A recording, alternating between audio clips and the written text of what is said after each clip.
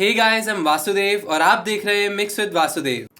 नई शर्ट तो इसको मैंने 2 दिन पहले अपने इंस्टाग्राम पे पोस्ट किया था एंड काफी सारे लोगों का मैसेज आया इसके रिगार्डिंग कि if it is available for sale. तो देखिए, सबसे पहले थोड़ी सी ऑडियंस बनाते हैं चैनल पे, प्लस नॉट जस्ट दैट, काफी सारे गिव अवेज लाइंड अप है अभी न्यू ईयर से पहले। तो अगर आप लोगों ने अभी तक सब्सक्राइब नहीं किया चैनल तो जरूर सब्सक्राइब करें, और अगर आप लोगों ने अभी तक इंस्टाग्राम पे फॉलो नहीं किया, क्योंकि वहां पे मैं रोज एक पोस्ट डालता हूँ ऑडियो इंजीनियरिंग और म्यूजिक प्रोडक्शन से रिलेटेड, तो जरूर फॉलो कीजिए उसको। तो सबसे पहले तो a big shout out to Gaurav, Tanmay, Abhishek, Ritvik, Shivam and Soham for getting the right answer. Congratulations to all of you. तो आज हम बात करेंगे एक बेसिक होम सेटअप की, जिसकी मदद से आप अपने घर से ही प्रोडक्शन का काम शुरू कर सकते हैं without having to invest a lot. महंगे महंगे गियर लेने की कोई जरूरत नहीं है, बेसिक गियर से भी प्रोफेशनल आउटपुट निकाल सकते हैं। So let's begin.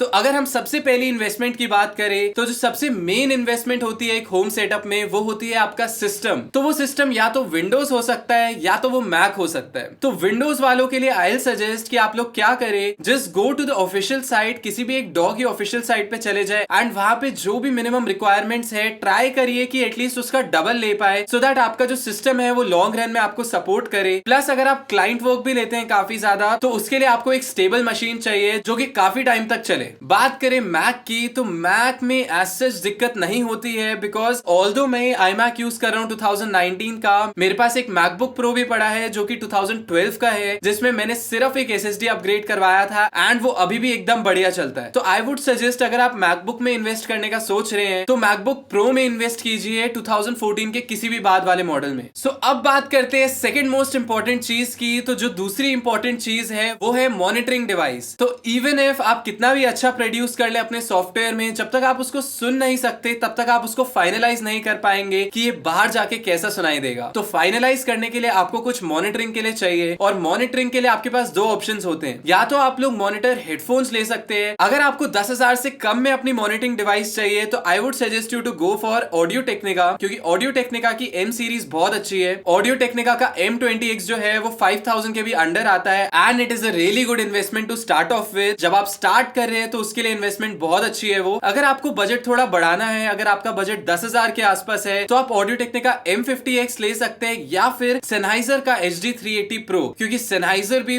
बहुत अमेजिंग है, बहुत प्रोफेशनल मॉनिटरिंग देता है। अगर आपका बजट उससे भी ज्यादा है, if you want to invest 15 to 20,000, तो आपके पास Bear Dynamics के बहुत अच्छे मॉनिटर हेडफोन्स मिलते हैं। एंड नॉट जस्ट दैट, अगर उससे भी ऊपर इन्वेस्ट करना है तो यू हैव फोकल। अब बात करें मॉनिटर्स की, तो अगर आप लोगों को इन्वेस्ट करना है सीधा मॉनिटर्स में, तो आई वुड सजेस्ट कि अगर आप लोगों का बजट 50,000 से नीचे है एंड से लगभग 25 से 50,000 के बीच में है, तो I would suggest you to go for Presonus over Yamaha and KRK। Reason being, Presonus जो है वो ओरिजिनल के बहुत क्लोज साउंड देता है, वेयर एज KRK और Yamaha में आई फील कि जो आपका लो एंड होता है वो थोड़ा कलर्ड होता है। ऑल्दो इन दी एंड मैं किसी कंपनी को क्रिटिसाइज नहीं कर रहा, क्योंकि एंड में आपको सिर्फ अपना कान बिठाना होता है किसी एक मॉनिटर पे, तो जिसपे भी आपका वर्क फ्लो बैठा है, जिसपे भी आपकी अंडरस्टैंडिंग बैठी हुई है, तो I would recommend you to go for that only. और अगर हम बात करें एक्सपेंसिव मॉनिटर्स की, अगर आपका बजट 50,000 से ऊपर है, से 1 लाख के आसपास है, तो I would suggest you to go for Adams, क्योंकि एडम्स ने लोअर रेंज में बहुत अच्छे मॉनिटर्स बनाने शुरू कर दिए हैं। तो अगर आप लोगों को उससे भी एक स्टेप ऊपर जाना है तो आप लोग Genelex के साथ जा सकते हैं या फिर Neumann के साथ। So before you purchase any monitoring device, उससे पहले एक बहुत इंपॉर्टेंट एडवाइस मैं देना चाहूंगा कि instead of investing in very expensive monitors, आप लोग एक बेसिक मॉनिटर्स ले सकते हैं, लेकिन अपनी रूम पे वर्क करें, रूम के अकूस्टिक्स पे वर्क करें। आपके जो रूम की रिफ्लेक्शंस है उनको कंट्रोल करना ज्यादा इंपॉर्टेंट है रादर देन एक एक्सपेंसिव मॉनिटर लेना। क्योंकि अगर आप 1 लाख के भी मॉनिटर्स लेते हैं बट आपका रूम अकूस्टिकली ट्रीटेड नहीं है, तो उसका कोई फायदा नहीं होगा। रादर आई वुड सजेस्ट कि आप 30-40,000 के बेसिक मॉनिटर्स ले ले एंड बाकी जो कैपिटल बचता है उसको अपने रूम पे इन्वेस्ट करें, रूम की अकूस्टिक ट्रीटमेंट करवाए। अब अकूस्टिक ट्रीटमेंट में भी आपके पास 2 ऑप्शंस रहते हैं, या तो आप उसको साउंड प्रूफ करवाए जो कि काफी एक्सपेंसिव हो जाता है, बट अगर आपको एक टेम्पररी सोल्यूशन चाहिए तो आप लोग अकूस्टिक फोम का यूज कर सकते हैं, बिकॉज वो क्या करती है, वो आपकी रिफ्लेक्शंस को एब्जॉर्ब करती है, जिस वजह से आपको क्लीन और बेटर साउंड मिलती है। सो अब हमारे पास एक सिस्टम और मॉनिटरिंग डिवाइस है, तो now we need something to record. तो रिकॉर्डिंग के लिए अगर हम बात करें थर्ड मोस्ट इंपॉर्टेंट चीज की, दैट इज अ माइक्रोफोन। तो माइक्रोफोन में भी हमारे पास चॉइस होती है डायनेमिक और कंडेंसर माइक में। हम स्टूडियोज में कंडेंसर माइक्स इसलिए यूज करते हैं क्योंकि वो आपको एक डेप्थ देते हैं आपकी साउंड में। Reason being being condenser mics जो होते हैं वो बहुत ज्यादा सेंसिटिव होते हैं, जिस वजह से आपकी जो साउंड है उसमें आपको डिटेलिंग मिल पाती है। तो अगर हम बात करें एक बेसिक कंडेंसर माइक की 10,000 के अंडर जिससे आप प्रोफेशनल आउटपुट एक्सट्रैक्ट कर सकते हैं, तो I would recommend you to go for either Audio Technica 802020 या फिर सैमसंग का एक आता है C01। मेरे बहुत सारे स्टूडेंट्स ने वो लिया है and I definitely love the output, क्योंकि हम उसी को ही प्रोड्यूस करते हैं यहाँ पे क्लासेस में एंड हमने उसका फाइनल आउटपुट देखा है जो कि काफी प्रॉमिसिंग है। तो अगर आप लोगों को थोड़ा सा और इन्वेस्ट करना है, आपका बजट है थोड़ा सा ज्यादा से 20,000 के आसपास, तो you can go for Rode NT series. और अगर आपको एक्सट्रीमली हाई बजट माइक्रोफोन लेना है तो I would suggest you to go for Neumann series. Neumann के TLM 102, 103 बहुत अच्छे माइक्रोफोन्स है एंड नॉट ओनली दैट, उसी प्राइस रेंज में आपको एक और बहुत बढ़िया ट्यूब माइक्रोफोन मिलता है which is our Rode K2। तो Rode K2 जो है वो भी बहुत ही फैंटास्टिक माइक्रोफोन है, मैंने काफी बार उसको यूज किया एंड मुझे उसका रॉ आउटपुट बहुत अच्छा लगता है। तो बात करते हैं फोर्थ इंपॉर्टेंट चीज की, जो कि है हमारी ऑडियो इंटरफेस या फिर उसको हम साउंड कार्ड भी बोलते हैं। तो अगर आप लोग एक बेसिक साउंड कार्ड देख रहे हैं अंडर 10,000, तो I would suggest you to go for Behringer या फिर Focusrite, बिकॉज दोनों ही बहुत अच्छे साउंड कार्ड्स बनाते हैं। ऑल्दो जो Focusrite है उसके प्रीएम्प्स थोड़े से बेटर है Behringer से,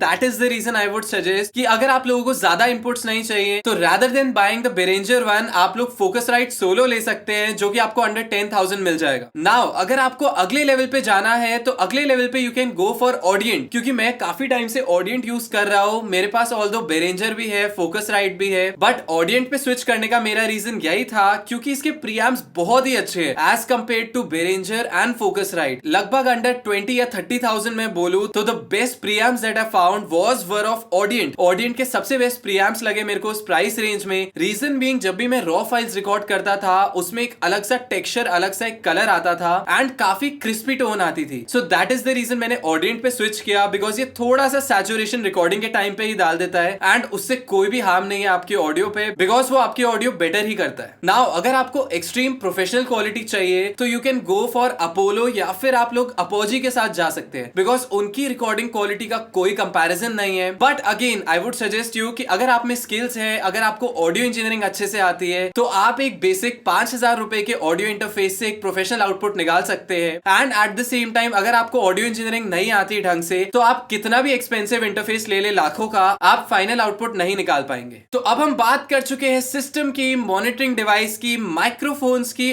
और हमारे साउंड कार्ड की। तो अब पांचवी जो इंपॉर्टेंट चीज बचती है वो है एक DAW। तो DAW होता है डिजिटल ऑडियो वर्क स्टेशन, यानी कि वो सॉफ्टवेयर जिसके अंदर हम अपनी ऑडियो को रिकॉर्ड करते हैं और उसको पोस्ट प्रोड्यूस करते हैं। तो अगर आप लोग विंडो यूजर्स हैं तो आई वुड रिकमेंड यू कि आप लोग FL Studio यूज कर सकते हैं, Pro Tools यूज कर सकते हैं या इवन Ableton यूज कर सकते हैं। Cubase भी एक बहुत अच्छा ऑप्शन है, मैंने काफी इंजीनियर्स को यूज करते हुए देखा है, बट मैंने पर्सनली खुद यूज नहीं किया, इसलिए I can't say anything about it. लेकिन डेफिनेटली आई वुड सजेस्ट कि आप लोग कुछ वीडियोस देख सकते हैं उनके ऊपर एंड जिसकी अंडरस्टैंडिंग सबसे सिंपलेस्ट लगे आपको, you can go with it, क्योंकि ये सारे जो है ये सारे इंडस्ट्री स्टैंडर्ड सॉफ्टवेयर्स है। अब बात करें मैक की, तो मैक में अगेन आपका FL Studio, Pro Tools, Ableton चलता है, बट आई वुड सजेस्ट कि अगर आप मैक ले ही चुके हैं तो Logic is the best option probably, क्योंकि इसकी साउंड लाइब्रेरीज इतनी अच्छी है, प्लस इसका वर्कफ्लो भी अच्छा है एंड नॉट जस्ट दैट, इसके स्टॉक प्लगइन्स बहुत ही अच्छे हैं। तो आई एम प्रीटी श्योर आपने अगर मेरे ट्यूटोरियल्स देखे होंगे, मैं मोस्टली Logic के प्लगइन्स ही यूज करता हूँ स्टॉक, क्योंकि मेरा जो पर्पस है वो उन्हीं से ही सॉल्व हो जाता है। एंड नॉट जस्ट दैट, अगर बजट की बात करें तो आई फाउंड Logic का रेट एज कम्पेयर टू बाकी सारे सॉफ्टवेयर भी काफी सस्ता है, बिकॉज जब मैंने लास्ट Logic परचेज किया था तब ये आई थिंक मेरे को 15,500 का पड़ा था। बट अगर हम बाकी सॉफ्टवेयर की बात करें तो बाकी सॉफ्टवेयर आई थिंक 20,000 से स्टार्ट होते हैं एंड उनकी लिमिट काफी ऊपर जाती है, because I recently heard Cubase around 46,000 के आसपास आता है। So that's pretty much it guys. I hope आप लोगों ने कुछ नया सीखा हो, आप लोगों को मजा आया हो। अगर आज के वीडियो से रिलेटेड कोई भी क्वेश्चन है आप लोगों के पास तो उसको नीचे कमेंट कर दो, मैं जरूर आंसर करूंगा। और अगर आप चाहते हो कि मैं अपना अगला वीडियो किसी एक स्पेसिफिक टॉपिक पे बनाऊं तो उसको भी लिख डालो। So thanks a lot for watching, until next time, bye bye, cheers, all the best.